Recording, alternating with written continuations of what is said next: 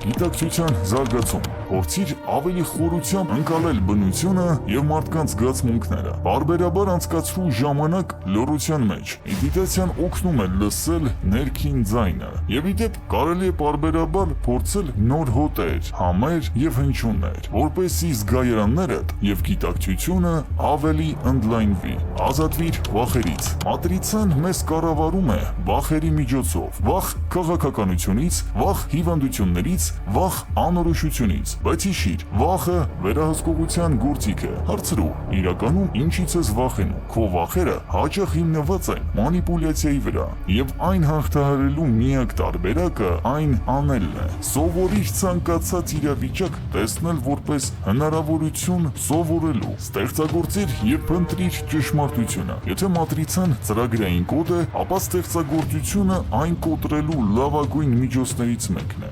Երաժշտությունը, գրականությունը բոլորը կարող են օգնել ազատել քո գիտակցությունը։ Ուսումնասիրիր փիլիսոփայություն եւ գիտություն։ Մի վախեցիր կասկածել։ Ճշմարտությունը ծնվում է հարցերից։ Եվ ի վերջո, մատրիցայից դուրս գալու ճանապարհը անցնում է քո մտքով։ Երբ սկսես տեսնել աշխարհի ներբերանքները, ճանաչես ինքդ քեզ եւ հարցեր տաս այն ամենին, ինչ քեզ ներկայացնում են որպես իրականություն, դու արդեն արած կլինես առաջին քայլը դեպի մատրիցայից դուրս։ Սիրով, Legalize Armenia-ի եւ Մաքուր Հայաստանի հիմնադիր Legal Հայաստան։